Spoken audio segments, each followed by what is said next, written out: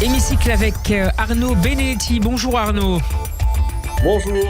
Et merci de nous rejoindre en direct comme tous les mercredis dans le Grand Journal. Vous êtes professeur associé à l'Université Paris-Sorbonne, rédacteur en chef de la revue Politique et Parlementaire. Arnaud, votre analyse du discours d'Emmanuel Macron ce midi aux Invalides, une intervention marquée par l'émotion, bien sûr, des mots forts du président de la République, mais aussi sur son insistance à combattre et à ne rien céder à ce qu'il a qualifié d'antisémitisme rampant et désinhibé. C'était un discours qui était à la hauteur du drame du 7 octobre dernier, une cérémonie qui arrive tardivement, il faut le rappeler. Il y a eu d'ailleurs une forme de controverse autour de ce caractère tardif. Il a notamment en effet dénoncé ce qu'il appelle un antisémitisme désinhibé, qui est aujourd'hui une réalité, mais c'est aussi un antisémitisme parfois plus subliminal, qui est quelque part véhiculé par un certain nombre de responsables politiques qui vont à dessein chercher un certain nombre de références qui, en effet, font écho parfois pour certaines clientèles. Et vous estimez que les pouvoirs publics ne vont pas assez loin justement dans la stigmatisation de cet antisémitisme qui s'exprime à travers des formes différentes de l'anti-judaïsme ou l'antisémitisme traditionnel ? Clairement, je pense qu'ils font ce qu'il faut faire depuis maintenant de nombreuses années et on peut difficilement faire ce reproche à Emmanuel Macron en l'occurrence. La réalité, c'est que on voit aujourd'hui de nouvelles formes d'antisémitisme apparaître dans la société. C'est quelque chose de nouveau qui n'existait pas peut-être sous cette forme, mais qui, à l'aune de ce qui se passe aujourd'hui en Israël, est réactivé vraisemblablement et malheureusement à des fins qui sont parfois des fins électorales. Et vous pensez évidemment à la France insoumise, sur laquelle on revient dans... On voit bien, Oui. ouais, on voit bien qu'il y a un vrai sujet de ce côté-là, si vous voulez, parce que la France insoumise, depuis le 7 octobre, mais même avant le 7 octobre, il faudrait retracer la généalogie de l'ensemble des propos de Jean-Luc Mélenchon et d'un certain nombre de ses proches depuis maintenant plusieurs années. On voit qu'il y a quand même dans leur rhétorique, dans leur discours, une volonté si ce n'est de réactiver explicitement une forme d'antisémitisme, mais en tout cas d'utiliser des codes qui sont des codes historiques et des codes sémantiques qui immanquablement font malgré tout écho à un antisémitisme historique qu'on a connu par le passé. Mais il faut rappeler que quand même, et ça c'est un point important, l'antisémitisme est très souvent et historiquement associé à l'extrême droite, mais il n'existe pas qu'à l'extrême droite. Il y a une tradition d'extrême gauche, qui est une vieille tradition antisémite. Regardez un certain nombre d'écrits de Proudhon qui, de ce point de vue-là, en effet, constituaient indéniablement des écrits antisémites. Alors Jean-Luc Mélenchon a salué il y a quelques minutes la grande dignité, je mets des guillemets, des élus présents ce midi aux Invalides. Est-ce qu'Emmanuel Macron aurait pu ne pas convier les élus de la France insoumise ?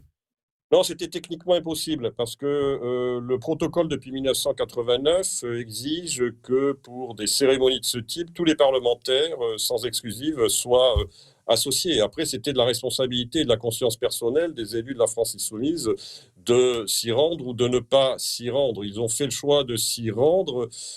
Finalement, on voit bien que leur présence était pour le moins sujette à caution. Les familles...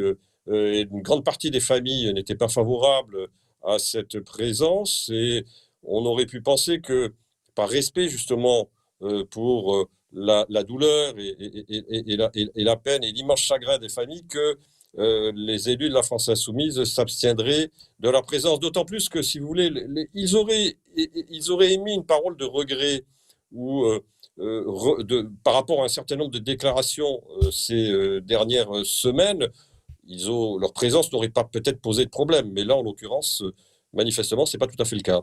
Emmanuel Macron a décrit tout à l'heure le 7 octobre comme le plus grand massacre antisémite de notre siècle. La restitution de ces massacres dans ce qu'ils sont par essence, à savoir un crime de masse anti-juif, c'était essentiel à vos yeux, Arnaud Benedetti ? Oui, Oui, d'abord, il fallait rappeler que c'était aussi, bien évidemment, un massacre anti-juif sans précédent dans ce premier quart du 21e siècle, mais c'était aussi, on l'a déjà dit, l'attentat de masse le plus important qui ait frappé des Les Français. compatriotes français depuis Nice en 2016. Et ça a été insuffisamment dit. Et d'ailleurs, même sur le moment, dans les jours précédant l'événement, où on avait malheureusement la liste des victimes franco-israéliennes qui s'égrenaient, finalement, ça a été peu relevé à la fois politiquement et médiatiquement. Et il aura fallu attendre en effet 4 mois pour que la République rende cet hommage, qui est un hommage salutaire.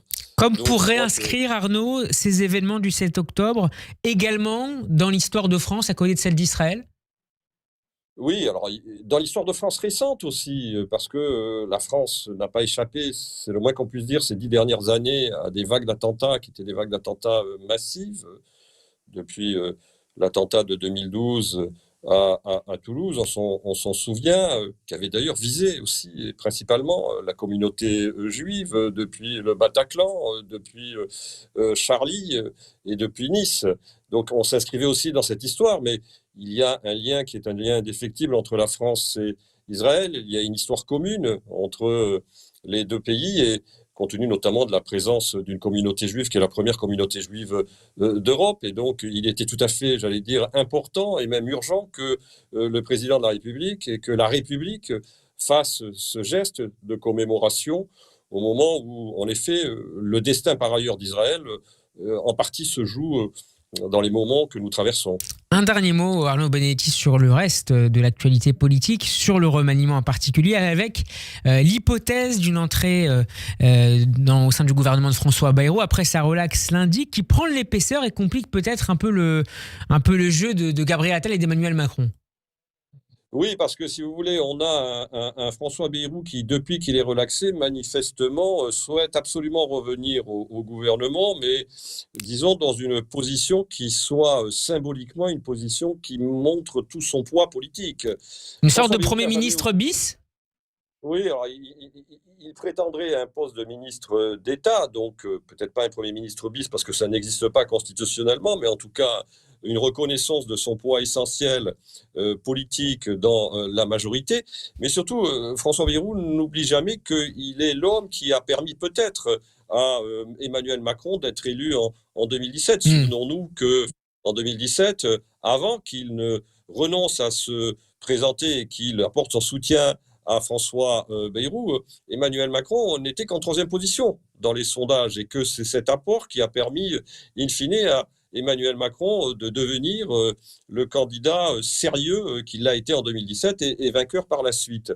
Donc François Bayrou, depuis qu'il a quitté le gouvernement en 2017, ce qu'il vit vraisemblablement comme une injustice, considère qu'il lui faut rattraper ce temps, ce retard, et il veut aussi marquer le poids du MoDem dans la majorité. Il est clair qu'aujourd'hui, quand vous avez une majorité relative et que vous avez un groupe parlementaire qui pèse, je crois, à peu près une quarantaine de parlementaires, eh ben, vous pesez politiquement. Ce retour se fera-t-il aux conditions de François Bayrou? Ça, c'est une autre question, parce que vraisemblablement, il y a un certain nombre de résistances qui doivent aujourd'hui exister à l'intérieur de la majorité. Merci beaucoup Arnaud Benedetti d'avoir été avec nous. Je rappelle que vous êtes rédacteur en chef de la revue politique et parlementaire et professeur associé à l'Université Paris-Sorbonne. On peut vous réécouter en podcast sur radioj.fr et en vidéo sur YouTube notamment. Bon après-midi à vous et à la semaine prochaine. Merci.